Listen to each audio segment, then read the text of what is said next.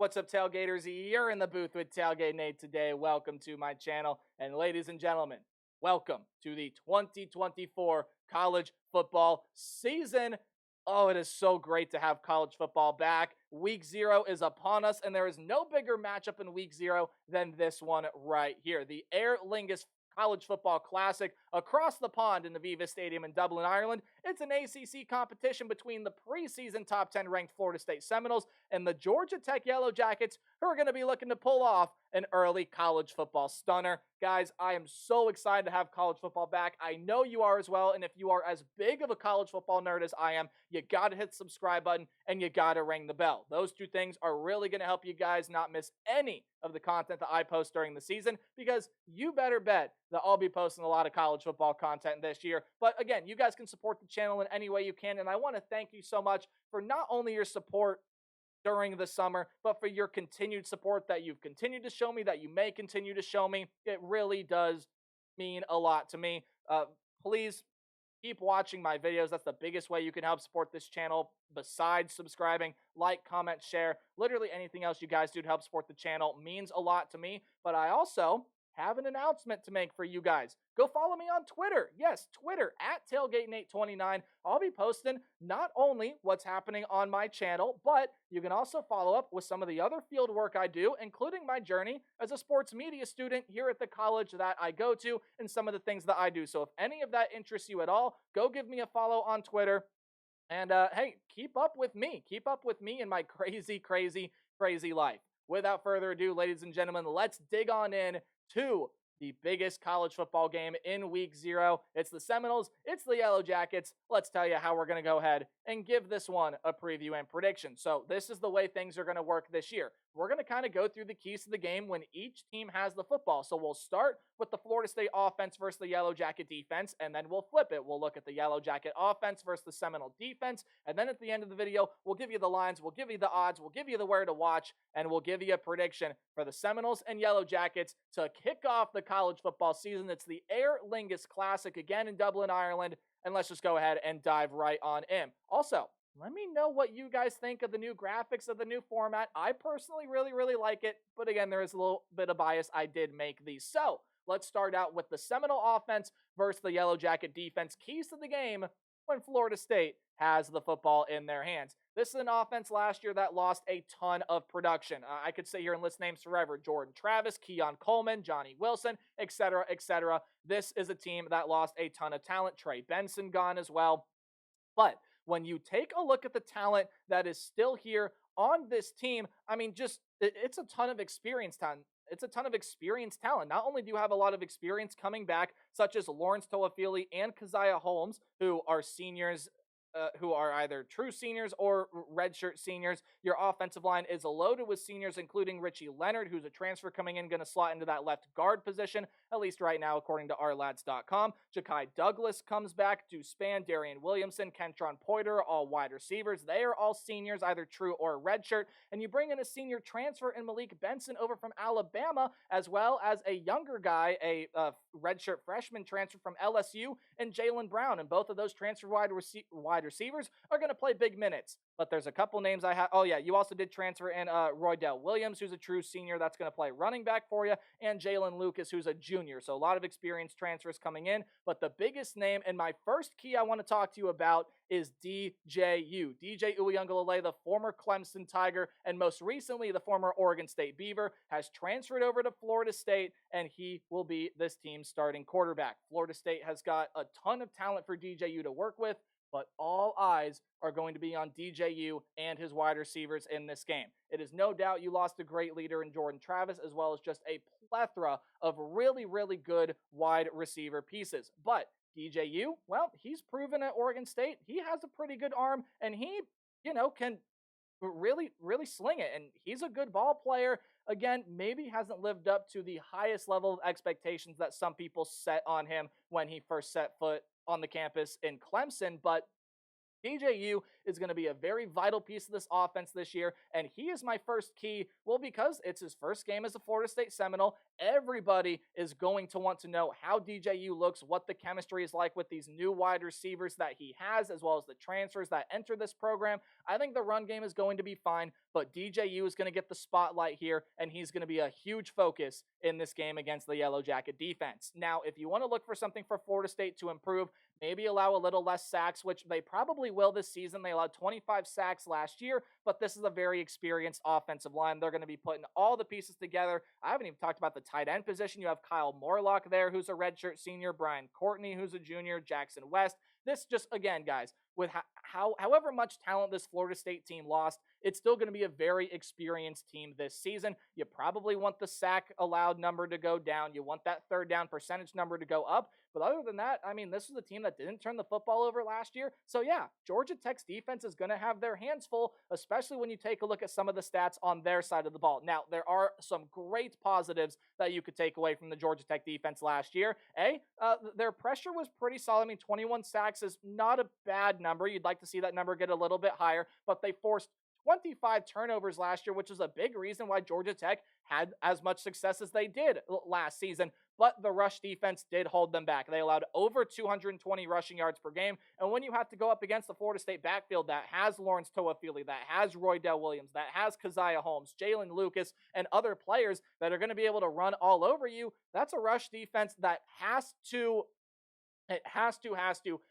see its improvements in this game in order for Georgia Tech to not only be competitive, but to be able to pull off this upset, because Georgia Tech does have the potential to pull this upset off. The secondary is not bad. It's got some really good players that are back there. LaMiles Brooks, Amari Harvey, Clayton Powell-Lee. You got some transfers coming in, most notably Warren Burrell, who's going to play corner for you this year as a very experienced transfer. The secondary is not that bad this year, guys, but you got to get that yards per play number down. You got to get that third down percentage number down. You got to get off the field. However, forcing turnovers is going to help. Those are the next two keys I want to talk to you about. The Yellow Jacket defense has to create pressure. You got to get through this offensive line and force tackles for loss. You got to force some sacks. But the most important thing at all, create pressure, create havoc in the trenches, and don't let this run game keep ripping off big play after big play. That's going to help this Yellow Jacket team out a lot. But guys, turnovers will write the headlines in this game. You just heard me say both teams' turnover numbers. Florida State didn't really turn the football over last year. And I know there's a lot of new pieces, but that, for the most part, should remain consistent this year.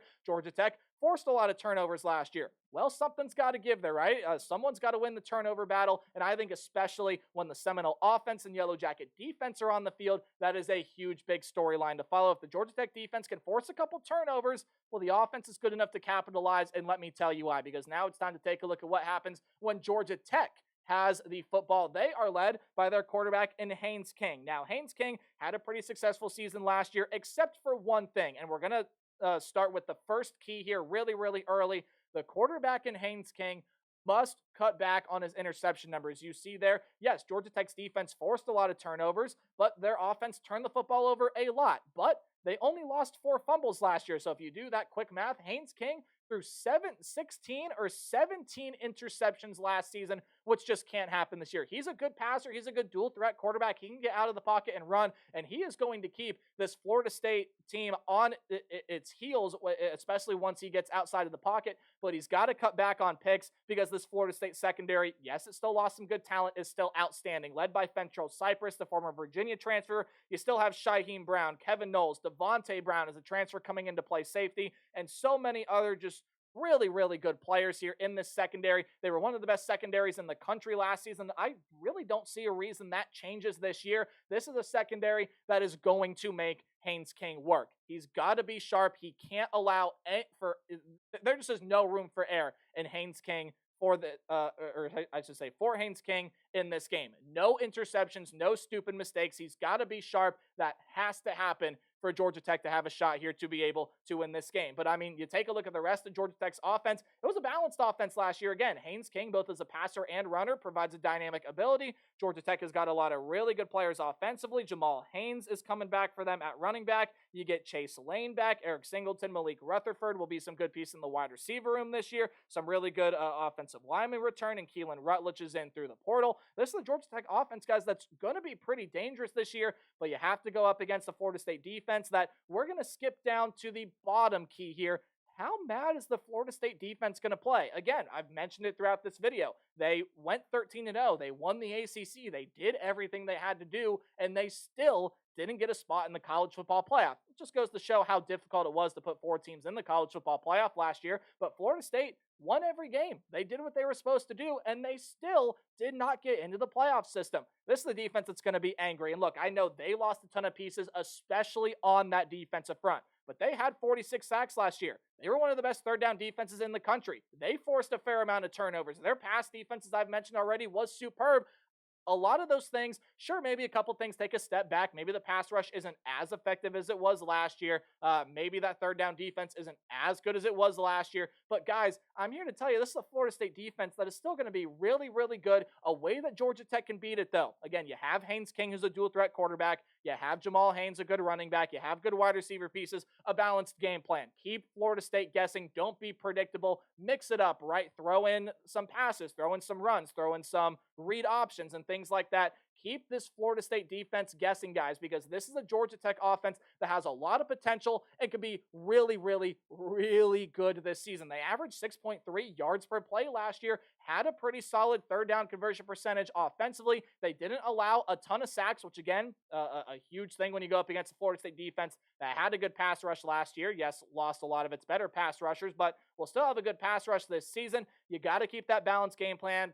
Pass protection has to be there. You got to get run blocking. Georgia Tech's going to have to rip off a big play or two here in this game. Maybe even you're going to have to through the air, which, again, a lot easier said than done. You heard me go through the names. A talented defensive backs that are going to be playing for Florida State this year. It's going to be a really hard task, but the biggest thing, as long as Haynes King just as a solid quarterback, right? Meaning he manages the game well, maybe gets a couple scrambles, no interceptions.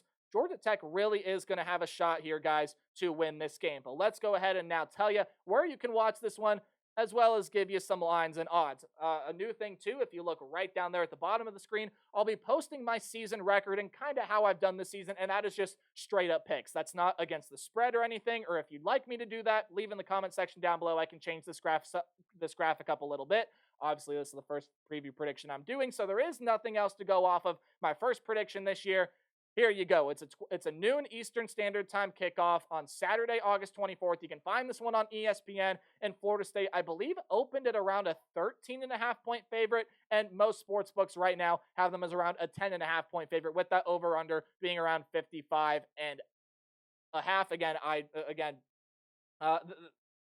This is going to be just a very interesting game to watch, right? How does DJU play? How does Haynes King play? The quarterback battle is going to be very interesting to watch. But I think Florida State in this game has more advantages than they do disadvantages when they play this team. I think the pass rush can create havoc on the Georgia Tech offensive front.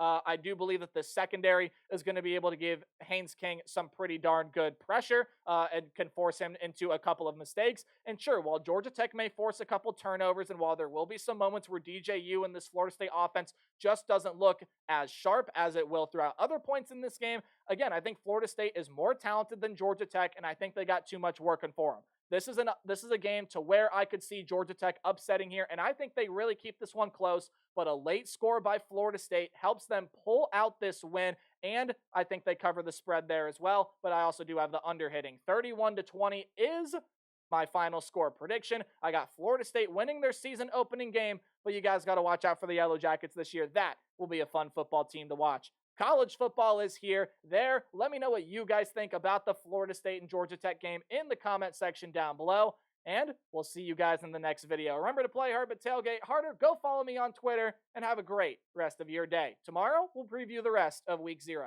Goodbye.